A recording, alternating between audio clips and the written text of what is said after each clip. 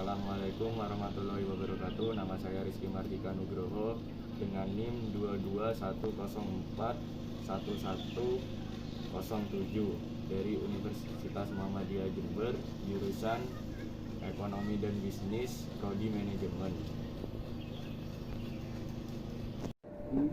Jadi di sini saya akan merangkum sejarah dan perkembangan bahasa Indonesia.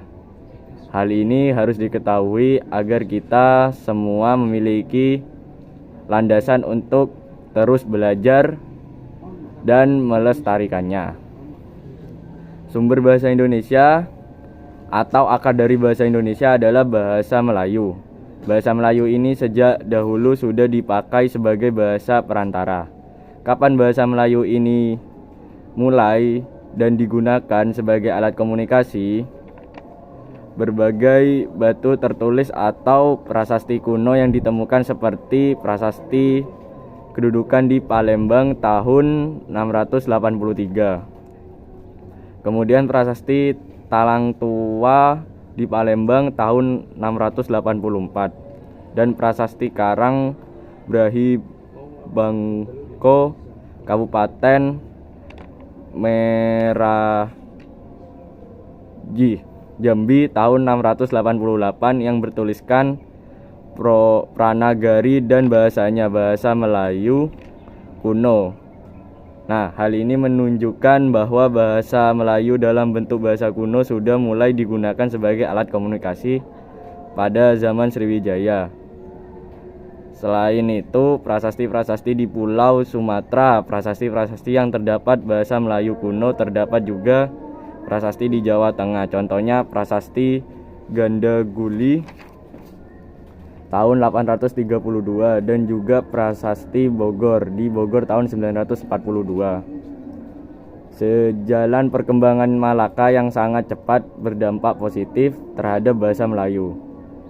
Sejalan lalu lintas perdagangan bahasa Indonesia yang digunakan sebagai bahasa perdagangan dan juga penyiapan agama Islam dengan cepat tersebar ke seluruh Indonesia. Berdasarkan petunjuk lainnya,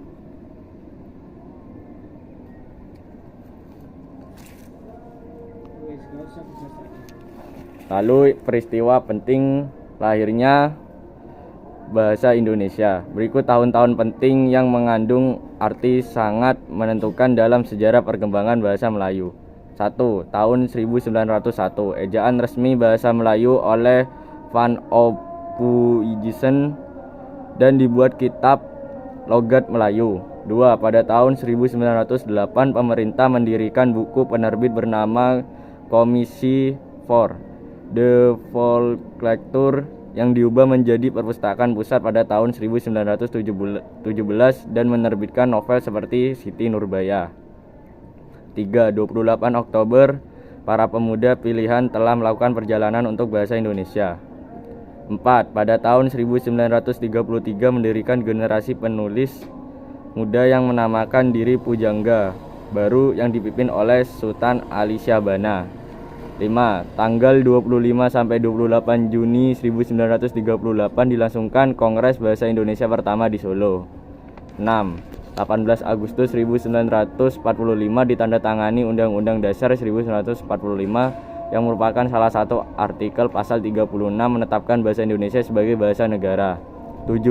19 Maret 1947 diresmikan penggunaan eja Republik bukan ejaan Van Ophuijsen lagi. 8. 28 Oktober sampai 2 November 1954 dilangsungkan Kongres Bahasa Indonesia kedua di Medan. 9. 16 Agustus 1972 Presiden Republik Indonesia meresmikan Indonesia peningkatan ejaan. Melalui pidato kenegaraan didorong juga dengan keputusan Presiden nomor 57 tahun 1972. 10. Tanggal 31 Agustus 1972 Menteri Pendidikan dan Kebudayaan menetapkan pedoman umum ejaan bahasa Indonesia yang disempurnakan berlaku di seluruh wilayah Indonesia. Pada kongres berikutnya pada tahun 1978, 1983, 1988 sampai tercipta KBBI atau Kamus Besar Bahasa Indonesia.